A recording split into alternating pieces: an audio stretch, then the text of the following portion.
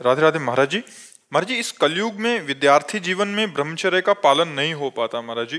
क्रोध भी गिरा देता है। मलिन मन को साफ कैसे करें? कि आज हमारी जो नौ पीढ़ी है वो ना शास्त्र स्वाध्याय कर रही है और ना संतों के वचन सुन रही है, ना माता पिता की आज्ञा में रह रही। तो अनुशासनहीनता सदैव पतन का मार्ग पुष्ट करती है। अगर हम अनुशासित जीवन व्यतीत करें तो उन्नति का मार्ग हमें मिल सकता है। माता पिता का अनुशासन, शास्त्र का अनुशासन, संत गुरुदेव का अनुशासन, तो हम आगे बढ़ सकते हैं। तो पहले क्या था कि नवीन बच्चों को परिवार से अलग करके गुरुकुल में रखा जाता था, जिससे वहाँ उनको ब्रह्मचर्य की त्रिकाल संध्या, भगवत आराधना, वैदिक सिद्धांत, मनुष्य जीवन की उन्नति के क्या क्या लक्षण होने चाहिए, अवनति किन किन कारणों से होती है, वो सब ज्ञान होता था। अब अध्यात्म की तो शिक्षा हो ही नहीं रही है, आधुनिक शिक्षा ही हो रही है। आधुनिक शिक्षा में इतनी क्षमता नहीं है कि वो हमारे मन को रोक सके। आधुनिक शिक्षा में इतनी क्षमता नहीं है कि हमारे मन को रोक सके या शांत कर सके। ये केवल आध्यात्मिक शिक्षा में ही दम है। तो आध्यात्मिक शिक्षा विहीन आधुनिक शिक्षा में अब वो अपने माता पिता का अपमान करना, नाना प्रकार की क्रियाओं द्वारा ब्रह्मचर्य को नष्ट करना, व्यसन करना, इसमें हमारी नई समाज बढ़ती चली जा रही है। आप देख लो, छोटे छोटे बच्चे हस्तमैथुन का शिकार हो रहे हैं। छोटे छोटे बच्चे गंदे वीडियो देख करके बॉयफ्रेंड गर्लफ्रेंड, छोटे छोटे बच्चे व्यसन करने लगे हैं। अधिकतर जो माता पिता के अनुशासन में नहीं है, जो शास्त्रों का अनुशासन पालन नहीं करते, तो इसलिए आज जरूरत है अध्यात्म शिक्षा की। अगर हम अपने बच्चों को थोड़ा शास्त्र श्रवण कराएं, थोड़ा नाम जप कराएं, पवित्र भोजन पवाएं और उनको मित्रवत व्यवहार के द्वारा समझावें कि ऐसे ऐसे गंदे आचरण वाले मित्र मिले तो इनसे दूर रहे। ऐसा छूना, ऐसा करना, ऐसा देखना ये निषेध है, तुम्हारे जीवन को गिरा देगा। नहीं तो छोटे छोटे बच्चे पतित होते चले जा रहे हैं। जो हमारी एकाग्रता विद्याध्ययन में लगनी चाहिए, जो हमारी एकाग्रता सामाजिक सेवा में लगनी चाहिए, वो एकाग्रता हमारी नशे में और व्यभिचार में जा रही। हम कह रहे हैं फ्रेंड बनाना कोई पाप नहीं है, लेकिन व्यभिचार करना पाप है।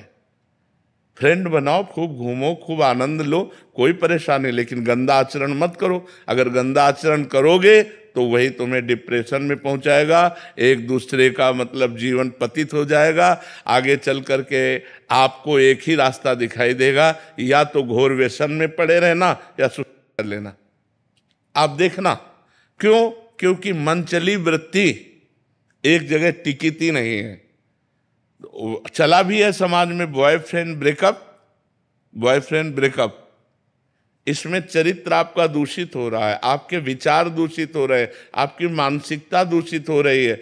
अब आप अपने जीवन को ऐसे गर्त में गिराने जा रहे हैं जो पूरे जीवन आपको दुख देगा, क्योंकि आप एक सद्गृहस्थ नहीं बन पाएंगे।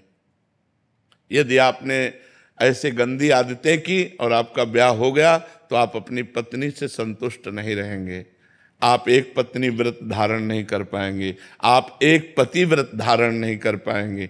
तो आपका न्यू जो जीवन का उत्थान करने की थी, आपने उसी को नष्ट कर दिया। तो इसलिए हमारी बच्चों से प्रार्थना है कि गंदी बात से बचो। दोस्ती में हम कहते हैं कि दोस्ती हजारों से कर लो, हजारों से दोस्त। हम तो कहते हैं शत्रु किसी को बनाओ ही मत, पूरे विश्व को मित्र बनाओ। मित्र बनाने में कोई बात नहीं, लेकिन गलत आचरण मत करो, गंदा व्यवहार मत करो। जब तक ब्याह ना हो जाए तब तक ब्रह्मचर्य का पालन करो, माता पिता की आज्ञा में रहो, ऐसे बिल्कुल गंदे आचरण नहीं। तो ये हमारे समाज का स्वरूप बिगड़ता जा रहा है। इसे आप ही लोग मिलकर संभाल सकते हो, माता पिता। और अगर आप सुधरो तो सुधर गए समाज। हम दूसरे को सुधारने की चेष्टा न करें। यदि हम अपने को व्यसन और व्यभिचार रहित बनावें तो हमारा समाज सुधर जाए। अगर हम एक एक आदमी सुधरना चाहे तो समाज सुधर जाए, लेकिन सुधरने के पक्ष में बहुत कम लोग हैं और बिगाड़ने और बिगड़ने के पक्ष में बहुत सहजता है ना, उसमें सरलता है। सुधरना चढ़ाई चढ़ना है और बिगड़ना फिसलना है। फिसलने के लिए सब तैयार है और फिसलाने के लिए तैयार है, लेकिन चढ़ने और चढ़ाने के लिए अध्यात्म की तरफ, धर्म की तरफ, पवित्रता की तरफ ये बहुत कम रह गए हैं समाज में जो ऐसा चलना चाहे। एक 12 वर्ष का बच्चा यहाँ बैठ के कह रहा है मैं तुमसे परेशान हो चुका हूँ। तो उनका कितनी आयु है? बोले 12 वर्ष की। तो और फिर उसने कहा कि हमारी गर्लफ्रेंड भी है। तो हम कहा 12 वर्ष में गर्लफ्रेंड हो गई, हस्तवेतन हो गई। तो मतलब ये छोटी छोटी अवस्थाओं के बच्चे इतने गंदे स्तर में गिर रहे हैं, तो क्या होगा, समाज का क्या होगा? कॉलेज आदि में यही ट्रेंड चल चुका है महाराज जी। तो कैसे महाराज जी सुधार होगा? जैसे आप कह रहे हैं कि दोस्ती करने में कोई दिक्कत नहीं, बट वो अपनी इंद्रियों पे काबू ना करने के कारण फिर वो उस फिसलन में नहीं। हम जैसे अपनी बहन के साथ भी तो रहते हैं घर में, मित्रता रखना कोई पाप नहीं है, कोई दोष नहीं है। लेकिन मित्रता रख करके कुपंथ में चले जाना, कुमार्ग में चले जाना, ऐसी हरकतें कर देना जिससे जीवन बर्बाद हो जाए, तो हमें लगता है इस पर सुधार होना चाहिए। बच्चों को अपने जीवन को पवित्र रखना चाहिए जब तक पाणी ग्रहण ना हो जाए, जब तक माता पिता सुव्यवस्थित जगह ब्याह ना कर दें तब तक। देखो, जो ये बच्चे एक दूसरे को भगा ले जाने वाली वृत्ति रखते हैं ना, वो बहुत दुख पाते हैं। मतलब माता पिता सालों लगाते हैं अपनी बच्ची के ब्याह के लिए, सालों जा जाके अगल बगल पूछ के रिश्ता नाता, उसके आचरण, उसके तब जाकर अपनी बच्ची को सम्मान के साथ उसके हाथ में देते। और तुम जो 2-4 बातें कही भाग गई उसके साथ, तो पूरा जीवन निर्वाह थोड़ी होगा। तो वो कैसा व्यक्ति स्वभाव वाला है? देखो, प्रेजेंट का स्वभाव अलग होता है, लेकिन हमारा एकांतिक जीवन कैसा है, हमारा पर्सनल जीवन कैसा है? तो जब आप किसी के पर्सनल जीवन में घुसेंगे तो आप खतरा पाएंगे। इसलिए माता पिता की अनुमति आवश्यक है, क्योंकि वो अच्छी तरह देख सुन करके अपने बच्चे को सुखी करना चाहते हैं। पर आजकल बच्चे ऐसे माता पिता को कुछ नहीं समझते हैं, मनमानी आचरण करते हैं। बहुत विचित्र दशा आ रही, बहुत विचित्र दशा आ रही। जो जवान बच्चे हैं वो बूढ़े माता पिता को पीट रहे हैं अपने माता पिता के अनुसार। और मातृ देवो भव पितृ देवो भव, शास्त्र वेद आज्ञा करता है। अगर माता पिता की आराधना नहीं हुई तो भगवान की आराधना कौन कर सकता है? भगवान तो अव्यक्त है, माता पिता तो व्यक्त भगवान हमारे विराजमान है। तो इसलिए समाज को आध्यात्मिक शास्त्रों का स्वाध्याय करना चाहिए, आध्यात्मिक संतों की वाणी सुननी चाहिए और उसके अनुसार अपने आचरण बनाने चाहिए। हरे कृष्णा महाराज जी, हमारे संतों की निंदा हो रही है तो क्या करना चाहिए? कान में अंगुली डाल लेनी चाहिए, क्योंकि अपने अपने चश्मे हैं। जिस चश्मे को हम हरा चढ़ाएंगे तो संसार हमें हरा दिखाई देगा, लाल चढ़ाएंगे तो लाल दिखाई देगा। अब संतों के भाव को समझ पाना, स्थिति को समझ पाना, तो संत ही है। तो संत तो सब है नहीं, तो जिसकी जैसी दृष्टि है वैसे ही तो दर्शन करेगा, और जैसा दर्शन करेगा वैसा वर्णन करेगा। जाकी रही भावना जैसी, प्रभु मूर्ति देखी तिन तैसी। तो हमें चाहिए जहाँ संत निंदा हो रही हो वहाँ कान में अंगुली डाल करके चले जाना चाहिए। रिश्तेदार अगर कर रहे हो तो नहीं, बिल्कुल लड़ाई नहीं करनी चाहिए। सत्संगी को ऐसा होना चाहिए कि जैसे किसी की निंदा कर रहे हैं तो कान में अंगुली डाले, चल दे, पागल आदमी है। अगर आप लड़ाई किए तो आप में और उसमें अंतर क्या रह गया? वो निंदा कर रहा है, आप उसे मार रहे हैं, तो बात तो हो गई एक ही। वो निंदा कर रहा है, आप क्रोध कर रहे हैं, तो दोनों दोषी हो गए। वो निंदा कर रहा है, आप कान में अंगुली डालिए और वहां से चल दीजिए। वो उसकी मति है। सुनने से हमारा मन दुखी होगा, इसलिए हम सुनेंगे नहीं। हाँ, वो होता है, ऐसा होता है। तो हम सुनेंगे नहीं, उस सभा से चल देंगे, उस स्थान से चल देंगे, लेकिन हम उस व्यक्ति को भी नहीं मारेंगे, उस व्यक्ति से भी नहीं लड़ेंगे। क्योंकि अगर उस व्यक्ति से हम लड़ते हैं तो वो निंदा रूपी दोष से युक्त और हम क्रोध रूपी दोष से युक्त हो गए। बात तो दोनों गड़बड़ हो गई। तो हमको अपने को बचाना है। वो निंदा कर रहा है, हम कान में अंगुली डाला, चल दिया। जो गुरुदेव आज्ञा करते हैं उनका अक्षरशः जब हम पालन करते हैं तो हमारा हृदय निर्मल होता है, और जैसे जैसे आनंद की अनुभूति होती है वैसे वैसे समर्पण होता जाता है। गुरु साक्षात परब्रह्म, यही अनुभूति करना है।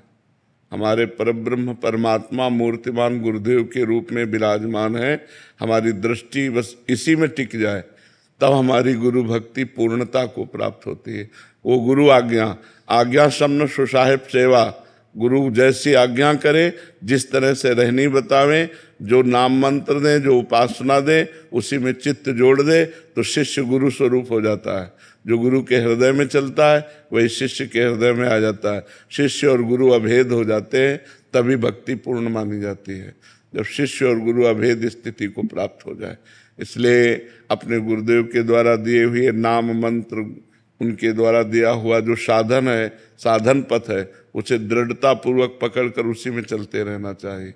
गुरु के विरुद्ध यदि इतना भी आचरण होगा, वो हमारे आनंद का नाश कर देगा। गुरु की अवज्ञा होगी तो परमार्थ ढक जाएगा, दिखाई ही नहीं देगा। बस यही मायाकृत मान सम्मान, भोजन, रुपया, पैसा, प्रणाम, नमस्कार, बस यही दिखाई देगा। और गुरु कृपा हो गई तो ये सब धूल धूसरित हो जाएगा।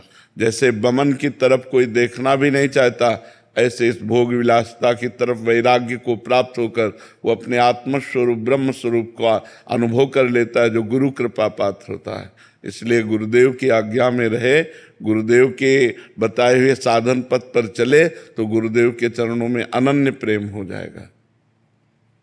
श्वेता रंजन जी। राधा वल्लभ श्री हरिवंश। राधे राधे। महाराज जी, आप कह रहे हैं कि अपने जो अभी जो प्रेम है और गुरु के प्रति और कैसे बढ़ाया जाए? अनन्य तो है, बट और कैसे बढ़ाएं? बस जो गुरु ने नाम दिया, मंत्र दिया, निरंतर जपते जाओ, देखते जाओ कि गुरु से कितना प्रेम होता है। गुरु की आज्ञा का अगर उल्लंघन करके किसी भी जगह अपराध करोगे, वो सीधे अपराध गुरु से अप्रीति कर देगा, गुरु के विरुद्ध भाव आ जाएगा, गुरु के प्रति दोष दर्शन होने लगे। कहीं भी अपराध करो विश्व में, कहीं भी विश्व में अपराध करो, पहले तुम्हारे गुरु से संबंध खंडन होगा, तब तुम्हारा पतन होगा। अगर गुरु से संबंध खंडन न हो तो माया की ताकत नहीं कि वो शिष्य को पतन के मार्ग में ले जाए। इसलिए हम कहीं भी किसी की निंदा ना करें, किसी की निंदा ना सुने, किसी के दोष दर्शन ना करें, किसी के दोष दर्शन वर्णन ना करें, तो हमारा भजन सुरक्षित रहेगा। इसलिए हम तीन को संभालें, वाणी को, कान को, नेत्र को। नेत्र से दोष दर्शन न करें, और कान से हम किसी की निंदा न सुने, और वाणी से हम किसी की निंदा न करें। अगर परदोष दर्शन, परदोष श्रवण, परदोष कथन से बच जाएं और हमारे शरीर के द्वारा कोई मलिन अपराध ना बने, तो गुरु चरणों में दिन प्रतिदिन अनुराग बढ़ता चला जाएगा। गुरु के चरणों में अनुराग बढ़ने का मतलब इष्ट का सानिध्य। गुरु प्रसन्न साहब अनुकूला, मिटी सकल कल्पित भय। कल्पनात्मक जो जड़ चेतन की ग्रंथि का भाव था वो नष्ट हो गया, वो अपने स्वरूप में स्थित हो गया या भगवान के प्रेम में मतवाला हो गया। तो पर निंदा, श्रवण, कथन इससे बचे, और परदोष दर्शन से बचे, और खूब डट के नाम जप करे, और कहीं कोई शरीर से अपवित्र आचरण न होने पावे। नहीं, बहुत बुरा फंसता है साधक, फिर हृदय जलता है, इंद्रियों की विलासता में फंस करके वो अपना नाश कर लेता है। अब चढ़ने की हिम्मत नहीं रह गई, और इंद्रियों की विलासिता उसे ऐसा कमजोर कर देती है कि जिस भोग में वो सुख चाहता था, अब वही जलाता है उसे, पर उसे छोड़ नहीं सकता। इसलिए गुरु अवज्ञा ना हो, गुरु आज्ञा के अनुसार जीवन हो, तो प्रतिदिन अनुग्रह बढ़ता जाएगा, अनुराग बढ़ता जाएगा, गुरु कृपा बढ़ती जाएगी, गुरु प्रेम बढ़ता जाएगा। गोपीलाल जी राजस्थान से। राधा वल्लभ श्री हरिवंश। महाराज जी, आपका भी गुरु से संबंधित ही प्रश्न है कि गुरु की सेवा महाराज जी पूर्व के भजन से मिलती है या कृपा से, या उससे कैसा? नहीं, कृपा से मिलती है। इसमें अपना साधन पक्ष तो नहीं होता। गुरु सेवा गुरु कृपा से मिलती है। जब गुरु प्रसन्न होते हैं, अहेतुकी कृपा करते हैं, तब वो आज्ञा कर देते हैं। उपदेश करना अलग बात है, प्रवचन करना अलग बात है, आज्ञा करना अलग। आज से तुम ऐसे रहोगे, आज से तुम ये जपोगे, आज से तुम ये करो, ये गुरु आज्ञा है। बस यही सेवा है। हाथ पैर दबाना, कपड़ा धो देना, भोजन प्रसाद की व्यवस्था कर देना, ये बाह्य सेवा है। ये बाह्य सेवा करते हुए भी यदि गुरु की आज्ञा का उल्लंघन हो जाए तो लाभ नहीं प्राप्त हो पाएगा। बाह्य सेवा नहीं है और गुरु की आज्ञा पे आप चल रहे हो, तो वही वस्तु प्राप्त होगी जो गुरुदेव को प्राप्त है। तो सबसे जोरदार बात है गुरु आज्ञा का पालन करना, किसी संत महापुरुष की आज्ञा में जीवन समर्पित कर देना। ये बहुत कठिन बात है। मन स्वतंत्रता चाहता है, मनमानी आचरण करना चाहता है। गुरु की आज्ञा में चलना बिल्कुल कठिन बात है, और जो चल गया तो माया पर विजय प्राप्त कर ले गया। जे गुरु चरण रेणु अनुरागी, ते लोकहु बेदहु बड़ भागी। जे गुरु चरण रेणु सिर रही, ते जन सकल विभव बस करही। बन्नो गुरुपद पदुम परागा, सुरित सुबास सरस अनुरागा। श्री गुरुपद नख मनगन ज्योति, सुमिरत दिव्य दृष्टि ही होती। गुरुदेव साक्षात परब्रह्म परमात्मा मानव रूप में हमारा कल्याण करने के लिए अवतार लिए हैं। बन्नो गुरुपद कंज, कृपा सिंधु नर रूप हरि। महामोह तम पुंज, जासु बचन रवि कर निकर। पर अपने गुरु में मनुष्य बुद्धि या बहुत संत बुद्धि, परब्रह्म बुद्धि नहीं हो पाती, इसीलिए हम लाभ नहीं ले पाते। अगर ये कि हम जिसकी आराधना कर रहे हैं, जिस इष्ट को प्राप्त करना चाहते हैं, वही इष्ट मूर्तिमान गुरुदेव के रूप में विराजमान है। अब हम कौन सा ब्रह्म साक्षात्कार करें? हम अपने ब्रह्म से बात करते हैं, हम अपने ब्रह्म का दर्शन करते हैं, हम अपने ब्रह्म के अनुभव में हैं। तो ये बहुत कठिन है, बहुत कठिन है। गुरु प्रेम होना बहुत कठिन बात है। गुरु की छोटी छोटी वस्तु मतलब भगवान जैसी प्यारी लगेगी। बोले गुरु जी की पादुका है, ये गुरु जी की प्रसादी है, गुरु जी की प्रसादी, वो ऐसा लगेगा मानो भगवान मिल गए। एक बार हम कथा सुनाते हैं कि अमीर खुसरो जी हीरा जवाहरात का व्यापार करते थे, पर अपने गुरु के अनन्य भक्त थे। तो एक उन फकीर के पास जाते और कहते हमारी बेटी का ब्याह है, बाबा कुछ व्यवस्था कर दो। तो धनी मानी लोग आया करते थे, तो इस भाव से गए थे। तो उनका परसों आना, फिर परसों आया, बाबा बेटी का ब्याह है, वो आपने कहा था परसों आना। अब बाबा के पास तो बाह्य कुछ था नहीं, धनी पुरुषों से मांग सकते नहीं। तो उनका बेटा हमारी पादुका ले जा। अब वो एकदम कि रुपया पैसा की जरूरत है, पादुका की हमें क्या जरूरत, लकड़ी की पादुका। पर संत ने कहा, उसको सबसे बड़ी बात थी, संत ने कहा है तो आज्ञा पालन किया, पादुका सर पे रखी। अब बोला जो भगवान रचे होंगे, वो घर के लिए चल दिया। रास्ते में अमीर खुसरो आ रहे थे, उनको सुगंध आई अपने गुरु की, अनुभूति हुई मेरे गुरु की कोई वस्तु है। अपने जनों से कहा देखो देखो कोई आसपास ऐसा है जिसके पास गुरु की वस्तु कोई है, हमारे गुरुदेव की हमें अनुभूति हो रही है। और बावरे से हो गए, देखा वो खुला पादुका लिया। कहाँ से आ रहे हो? बोले बाबा के पास गए थे। बाबा के पास किस लिए? धन लेने के लिए। तो बाबा ने पादुका दे दी। तो बेचोगे पादुका? हाँ, हमको पादुका की जरूरत क्या है? तो बोले 13 ऊँटों में असरफी हीरा है, आप ले जाओ। मैं नौकरों सहित ऊँटों सहित और पादुका ली और गए, जाकर प्रणाम किया, पादुका रखी। गुरुजी पादुका ले आए। बोले कितने में? बोले 13 ऊँटों की असरफी। बोले हाँ ठीक है, चलो, सस्ता था, सौदा सस्ता किया। ये अनुभूति तभी होती है जब गुरु में परब्रह्म भाव हो, तन मन धन सब कुछ, सकल समर्पण प्राण धन, गुरु सेवा तज करे जबान, यह अधर्म यह सब हानि, कान न रसकन में रहे, गुरु गोविंद न भेद कराए, संतत सकल सुनो चितलाए, श्री हरिवंश प्रताप जस। प्राणपन से गुरुदेव में जो समर्पित हो गए तो गुरुदेव का प्यार मिलता है, फिर सेवा मिलती है। समर्थ गुरु रामदास जी की सेवा में जो नज़दीक शरीर सेवा में है वो तो 2 3 4 होंगे। तो औरों को ईर्ष्या हुई, उनमें एक सबसे ज़्यादा हर बात उन्हीं से कहते थे समर्थ गुरु रामदास जी। तो सबको ईर्ष्या हुई कि हम भी तो शिष्य हैं, हम भी तो ऐसा क्यों। तो धीरे धीरे ईर्ष्या बड़ा रूप रखी। तो निंदा स्तुति की जब समर्थ गुरु रामदास जी ने सुना तो उन्होंने एक लीला की, बहुत दर्द हो रहा है जांग में। तो जो आवे प्रणाम करे, बहुत दर्द हो रहा है जांग में। तो गुरुजी क्या हो गया? फोड़ा हो गया है, बहुत दर्द कर रहा है। तो बोले शिवाजी से कहें, क्योंकि शिवाजी शिष्य थे, राजवैद्य लेके आ। बोले राजवैद्यों से नहीं ठीक होगा, सब शिष्य एकत्रित हो। आज्ञा हुई, सब शिष्य एकत्रित। बोले जहरीला फोड़ा है और इसका मुंह यहाँ है, अगर मुंह लगाकर पूरा मवाद पी लिया जाए तो हमारा अभी ठीक हो जाएगा, लेकिन जो पिएगा वो मर जाएगा। खसकने लगे पीछे, मरने वाले शिष्य